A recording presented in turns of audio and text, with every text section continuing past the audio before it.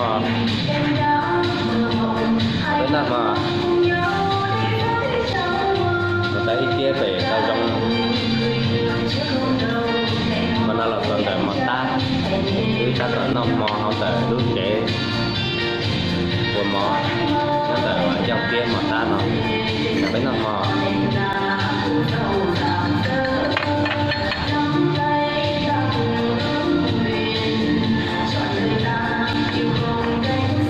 tao còn nên cái đời nó mò khá lọt kia này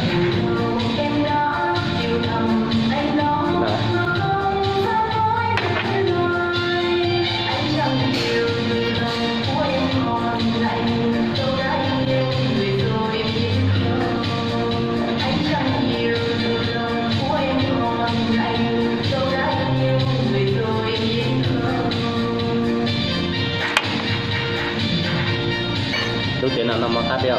mà đọc bàn thành cái đại tay tại cụ trong đây cụ lò ha mà tàu kia cho nên nó mà giờ tàu mỏ này tàu mỏ cái món đồ tàu mỏ cầu tàu nữa này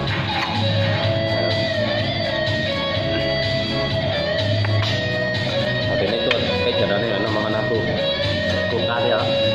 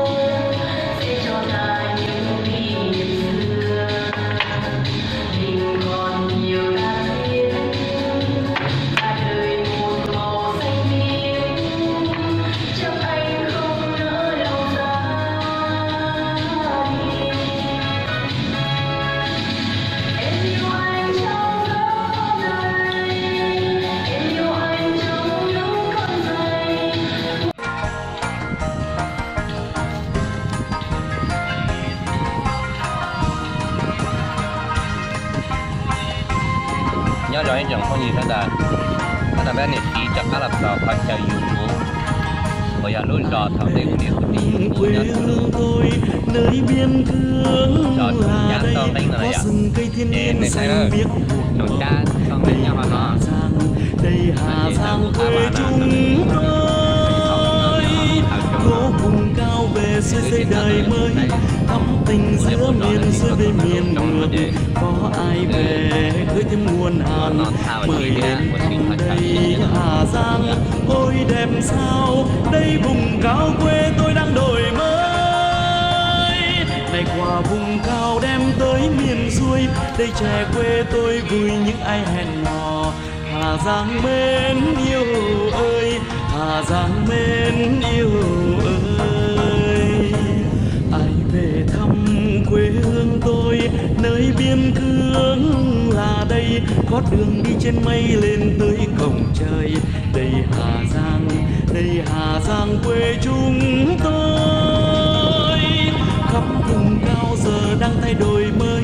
những nhà máy lại vang tiếng còi thầm tiếng nhạc ngựa đi theo nguồn hàng về Yên Biên vui chợ phiên ôi đẹp sao đây Hà Giang quê tôi đang đổi mới điện về muôn nơi vui tiếng trẻ thơ đây cầu thanh niên cho những ai hẹn hò Hà Giang mến yêu ơi Hà Giang mến yêu ơi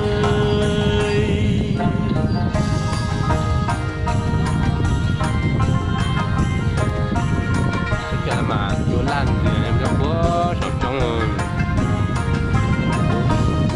cho nên một sai gọi đây mình thì nó kia đấy đã chan lù nữa quê hương tôi nơi biên cương Hà đây có đường đi trên mây lên tới cổng trời. Đây Hà Giang quê chúng tôi. Vùng cao giờ đang thay đổi mới, những nhà máy lại vang tiếng còi tầm, tiếng nhạc ngựa đi theo nguồn hàng về điện biên vui chợ phiên. Ôi đẹp sao đây Hà Giang quê tôi đang đổi mới, điện về muôn nơi vui tiếng trẻ thơ. Đây cầu thanh niên cho những ai hẹn hò. Hà Giang mến yêu ơi, Hà Giang mến yêu ơi, Hà Giang mến yêu ơi, Hà Giang mến yêu ơi, Hà Giang mến yêu ơi, Hà Giang mến yêu ơi, Hà Giang mến yêu ơi, Hà Giang mến yêu ơi, Hà Giang mến yêu ơi, Hà Giang mến yêu của tôi.